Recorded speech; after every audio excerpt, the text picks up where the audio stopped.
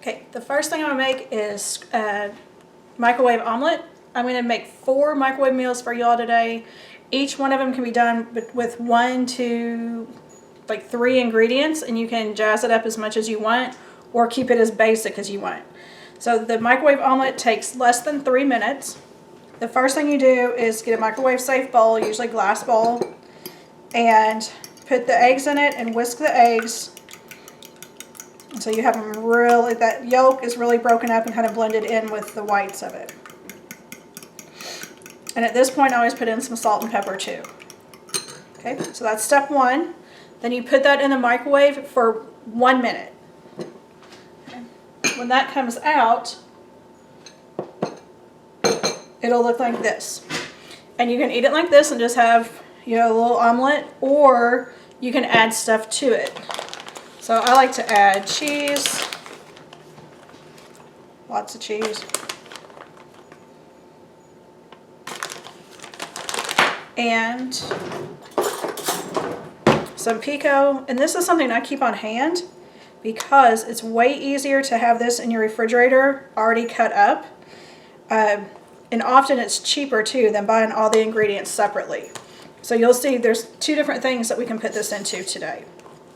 All right, but that's just tomato, onion, and cilantro. And a little bit of jalapeno, but I think you can get it without jalapeno. Okay, so then you would put that in the microwave for about 30 seconds, just enough to melt the cheese. And then I like to mix it all in together when it comes out.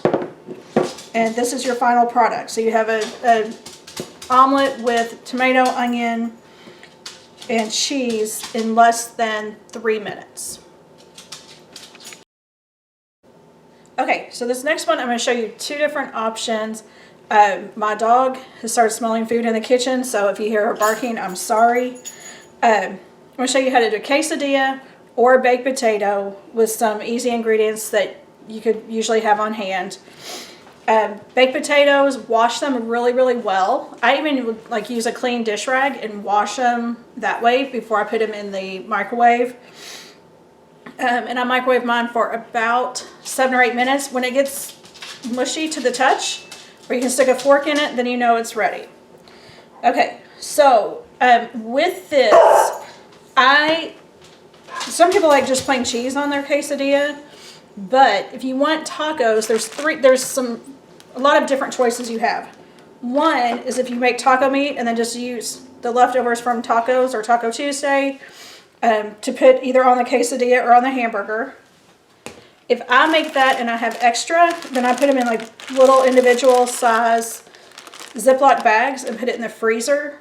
So if I just want something for 1 meal and I don't feel like cooking everything to make tacos, then I have the little individual portions, and it's way cheaper than buying it already made for you.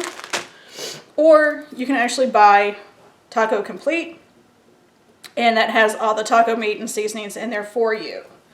So if you don't like beef, then you have a lot of options with chicken. You can get canned chicken or frozen chicken. You can get either the fried breaded kind or the grilled kind. And these are easy to keep on hand because this just stays in the freezer for several months, or the can will stay in your pantry.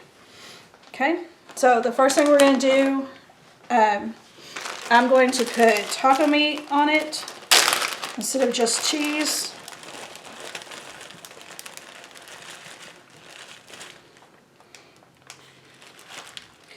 Another really good thing to do with baked potatoes is use if you have leftover barbecue or leftover pork, you can put that on there, and instead of sour cream, put barbecue sauce on it and some cheese. That makes a really good potato. Okay, my potato's already cooked, so I'm going to put that in the microwave while I finish making this. I'm just going to put it in about 45 seconds. Put some cheese on there first.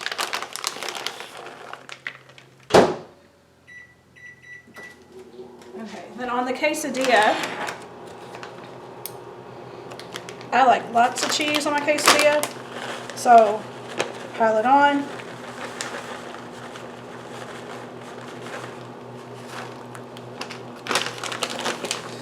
And with this too, you could do put pico in there, or you can buy vegetables cut up like this already or use what you have on hand and cut them up yourself. Put that there. Put this on top, kind of press it down. And then you'll put this in the microwave for about 45 seconds to a minute. And it'll be melted together. And with the potato, you can see that's all starting to melt together. You can top it with either sour cream or even some taco sauce to give it some extra flavor.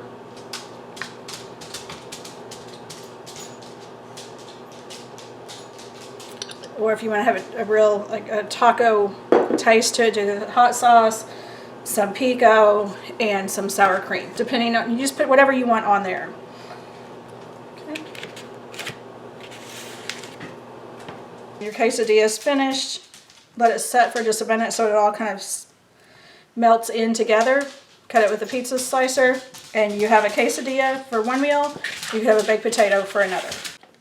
Okay, so the next thing I'm going to make is one of my son's favorites that he used to make in the dorm all the time. It's chicken Parmesan that tastes really good. It tastes like you get it at a restaurant, but it's super easy, and it's all stuff that you can keep on hand either in a dorm or an apartment, whichever. Okay, so the first thing we're going to use is the chicken patties that are pre-cooked and ready. And all you have to do, just heat it for 1 minute in the microwave, and then take a little bit of spaghetti sauce.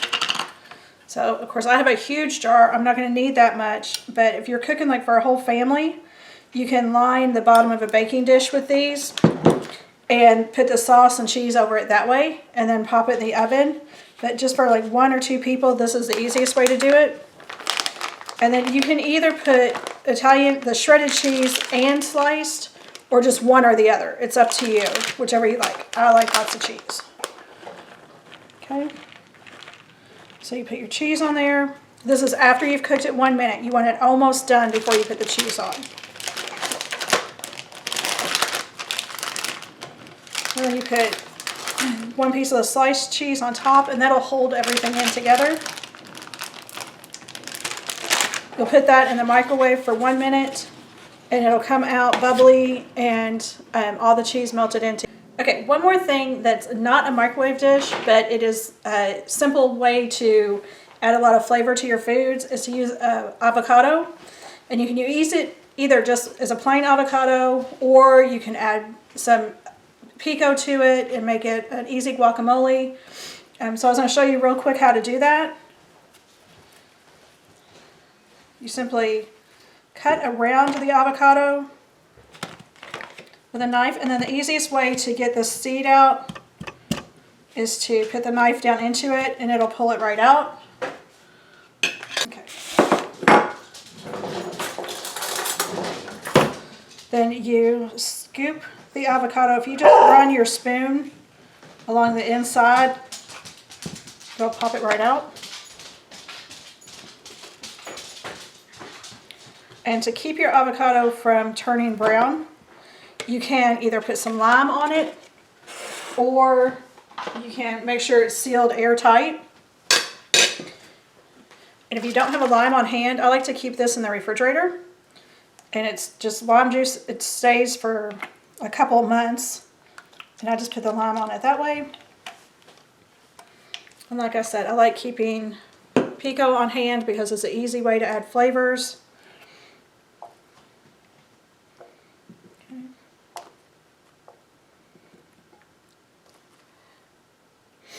And put a little bit of salt.